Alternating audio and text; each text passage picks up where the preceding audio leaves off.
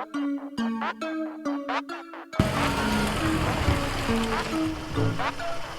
drives. Hello guys, welcome back to a brand new episode from myself, D.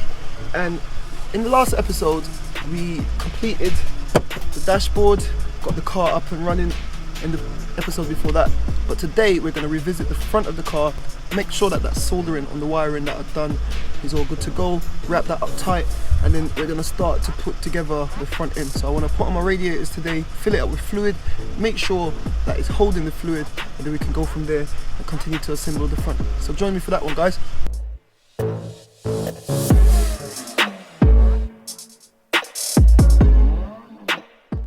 So when you're doing any kind of soldering or electrical work, it's good practice to remove the negative from the battery. So that's what I'll do here.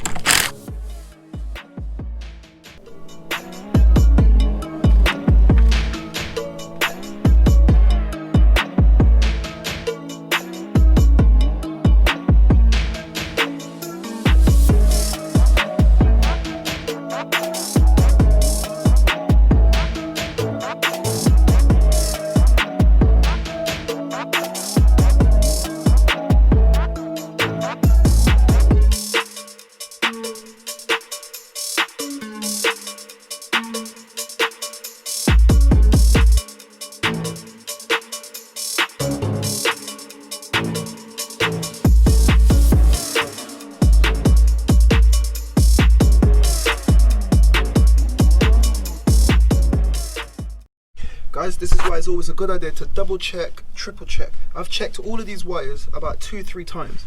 I'm just finishing it all off now, and look what I just found. I've just found yet more damage.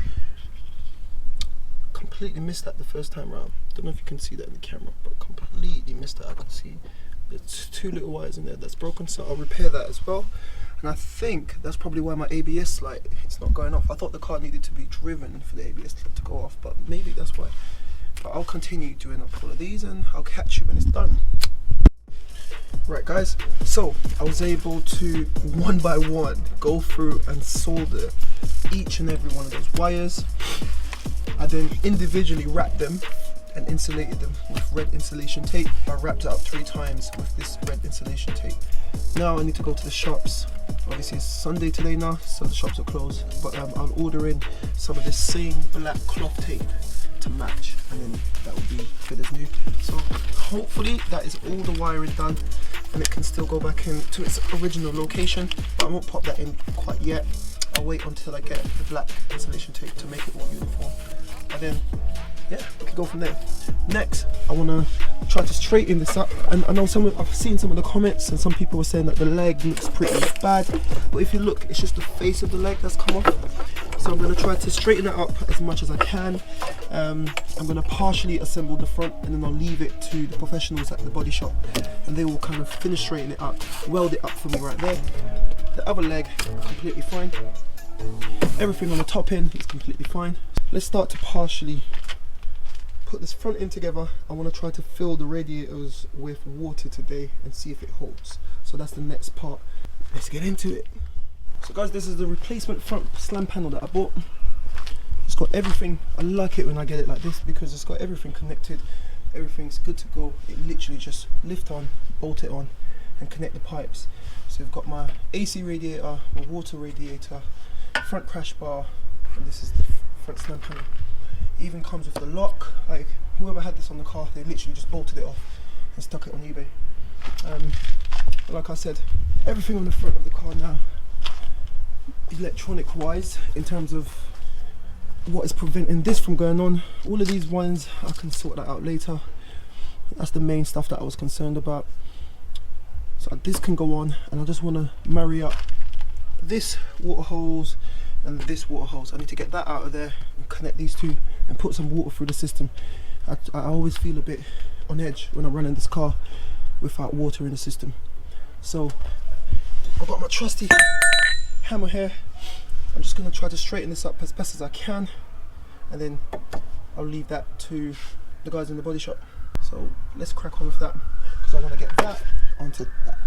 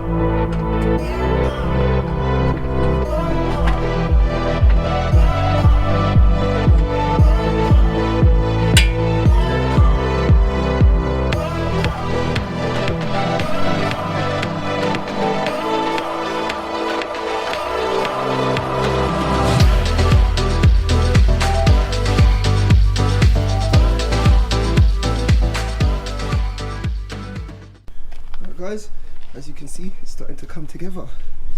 Now, like I said, this is just a temporary kind of attachment until I'm going to get the car towed down to the body frame, to the frame shop.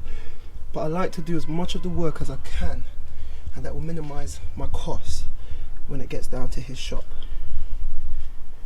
I've pretty much done the majority of the work. He literally just needs to line it up, pull, and do a little bit of welding and then spray. So let me know what you guys think. The next step I need to do to get this broken part of the old radiator out, so I can attach this to my new radiator on the top section right there. And then I've got that radiator tube at the bottom there that needs to route that all the way up to the hole right there. And then I'm going to fill the system with fluid and see how it holds. This is a little bit tricky to get on, but I'll get it on. I had to take off the engine cover to get a little bit of space. And there you go. So that's on. I'll get my spring tool.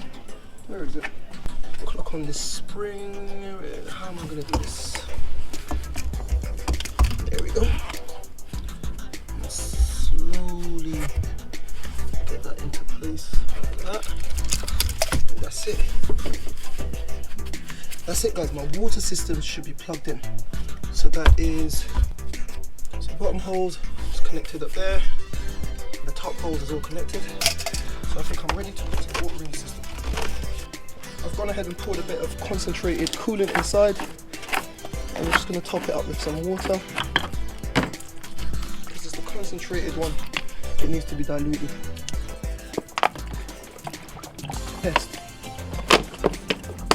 I want to try to get it. So that's going to fill up, go down into the system as expected. Right guys, I've had the car running for about 15 minutes. It seems to be holding, but now I want to top it up. And as you can see, it's still under a lot of pressure. I don't know if you can hear that, but yes, it seems I've got no leaks so far, and the concentrate seems to be working because the water is pink. I'm still going to top it up some more, get it all through the system. Any air bubbles, I know it looks like I'm overfilling it, but I need to get rid of the air bubbles, so that's going to go inside. If you listen, it's all the air bubbles in the system because the system is completely open. So I need to get it up to temperature again, and slowly all the air will kind of just rise as I release it. So now that's going into all the hot air pockets that's come out when I did it the first time. So guys, I've got no leaks on my two connectors. The radiator itself doesn't seem to be leaking, but I just want to give it another test to see. So I'll check you guys back in 15 more minutes. So guys, it's been running for about half an hour now. It's still holding pressure. I've got no leaks, so I'm happy with that. The radiators, they feel warm, so it seems to be running well. The fans are running well, engine's running well, everything's running great. I'm happy this repair is going so smoothly. Now, I need your help. Whilst I was digging around in the front, I found this screwed into the chassis. I don't know what it is. If you guys know what this is, it's got me a bit worried because it's got a red flashing light and it was flashing red. I don't know if it's some sort of a tracker or what it could be, but it was stuck to the chassis and it was wired into the harness. So I followed it, it was just wired into a standard 12 volt and then to a ground. So it seems to be some sort of a tracker or something like that. But if you guys have any idea what this could be, do let me know.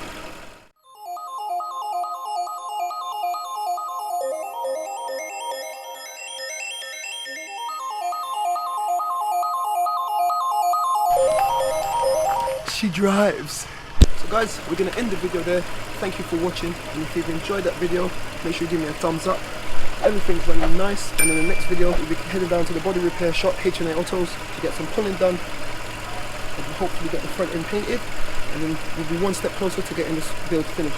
If this is the kind of content you'd like to see, make sure you subscribe, smash that like button, leave some comments down below, let me know what you think.